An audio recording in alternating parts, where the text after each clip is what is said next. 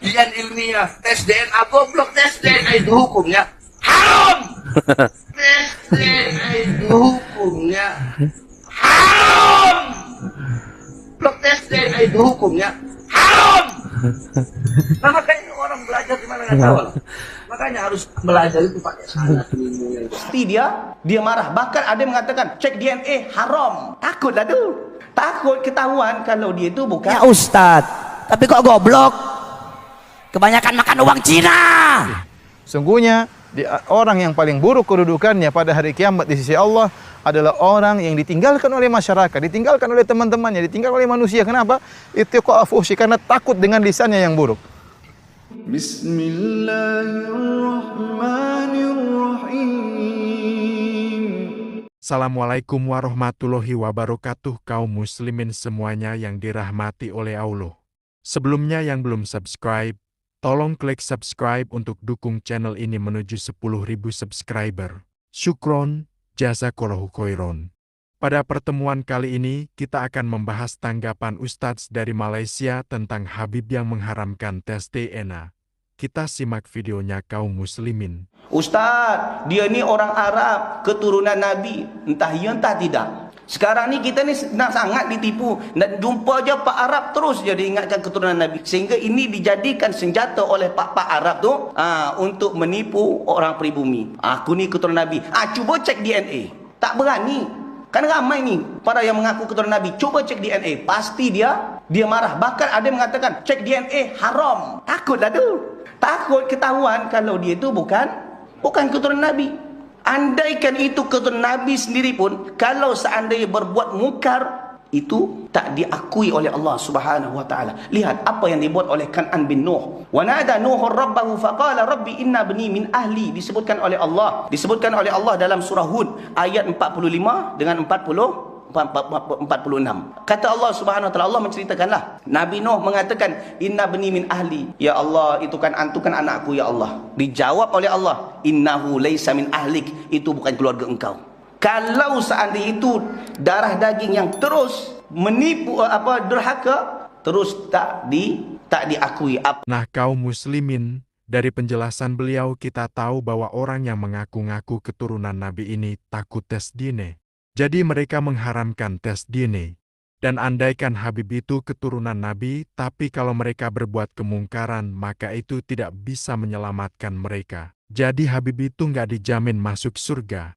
Dan si Habib Bahar ini termasuk orang yang takut tes DNA. Karena dia membuat syarat yang tidak masuk akal untuk mau dites DNA. Dia bilang kalau mau tes DNA dua syaratnya. Satu, bisakah ente orang yang ngajak tes DNA ini menggali kuburnya Rasulullah, ambil darah beliau, nanti cocokkan sama kita orang. Salam simak nih ya.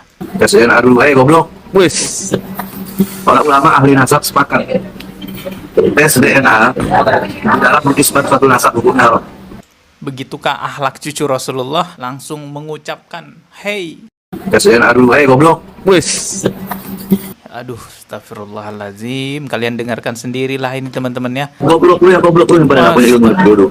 Ikuti mat sama-sama bodoh. Ya, inilah bentuk ketakutan dari Bahar bin Smith, teman-teman. Ya, kalau nggak takut ngapain sampai mencaci maki? Kaum muslimin, jadi di video tadi kita bisa lihat bahwa Habib Bahar ini di saat disuruh untuk tes DNA, si Bahar ini malah ngamuk dan mencaci maki. Dan memang Habib Bahar ini dalam ceramahnya tak jarang bicara kasar sambil teriak-teriak. Kita simak videonya kaum muslim. Monyet! Guru monyet! Ada Habib begitu, Habib monyet! Katanya Ustadz, tapi kok goblok? Kebanyakan makan uang Cina, kebanyakan makan uang pejabat, kebanyakan makan duit haram, otaknya jadi goblok. Ya, Nah, kaum muslimin, akhlak si Bahar yang ngaku cucu Nabi ini tidak mencerminkan akhlak dari Rasulullah. Selanjutnya kita simak nasihat dari Ustadz Firanda Andirja yang satu ini.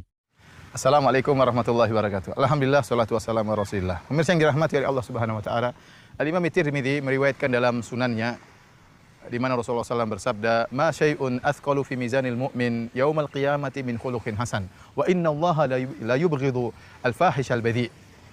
Sungguhnya ya, tidak ada satupun yang paling berat di timbangan kebaikan seorang mukmin pada hari kiamat seperti akhlak yang mulia. Dan sungguh-sungguh benar-benar Allah benci dengan orang yang lisannya kotor dan kasar. Hadis ini kita perhatikan, Rasulullah SAW mengkaitkan antara akhlak yang mulia dengan lisan yang kotor. Seakan-akan bahwasanya kalau Anda ingin menjadi orang yang berakhlak yang mulia, jangan memiliki lisan yang kotor. Oleh karenanya barometer, di antara barometer yang paling kuat untuk menilai seorang itu akhlak yang mulia atau tidak adalah dengan melihat lisannya.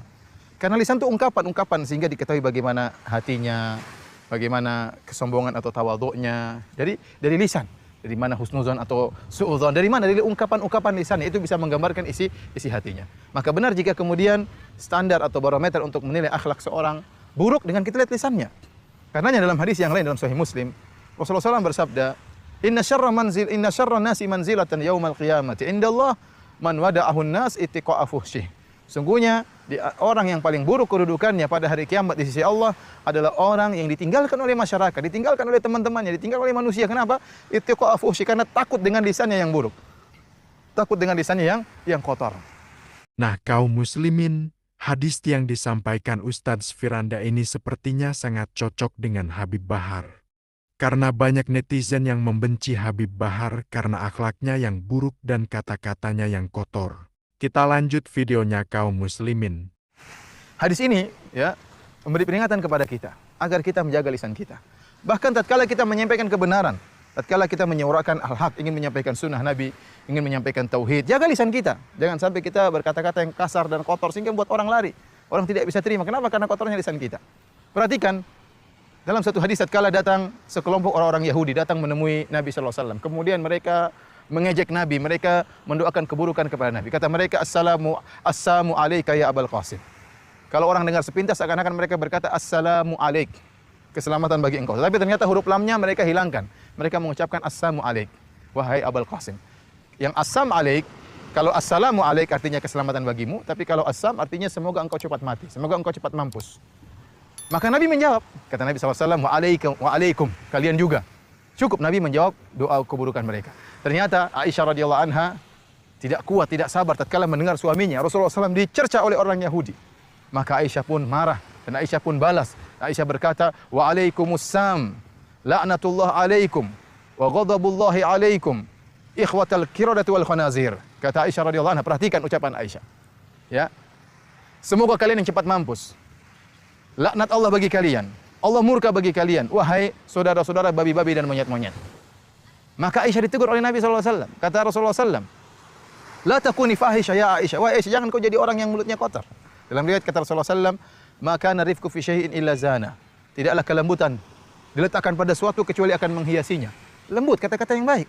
Wa man nuzi'an syai'in illa syana. Dan tidaklah diangkat kelembutan tersebut kecuali akan merusaknya. Aisyah dikatakan oleh Nabi, la takuni fahisyah, jangan kau menjadi orang yang kata-kata kotor. Dalam riwayat yang kata Rasulullah SAW, innallaha la yuhibbul fuhsya wa la tafahush. Sungguhnya Allah tidak suka dengan kata-kata yang kotor, yang kasar. Allah tidak suka. Padahal kalau kita perhatikan, bagaimana sikap Aisyah? Perkataannya benar, tidak ada yang salah. Baiklah kaum muslimin, itulah tadi nasihat dari Ustadz Firanda tentang larangan bicara kotor. Dan dari penjelasan beliau kita bisa lihat baiknya akhlak Rasulullah, bahkan terhadap orang non-muslim. Dan akhlak Rasulullah ini berbanding terbalik dengan si Habib Bahar yang mengaku-ngaku keturunan Rasulullah ini. Ngaku keturunan Rasulullah tapi akhlaknya kayak preman. Ini kan mencemarkan nama baik Rasulullah, namanya kaum muslimin. Yang terakhir, semoga kita semua ditunjuki dan istiqomah di jalan sunnah. Maaf jika ada salah kata. Wallahu a'lam bishawab. Wassalamualaikum warahmatullahi wabarakatuh.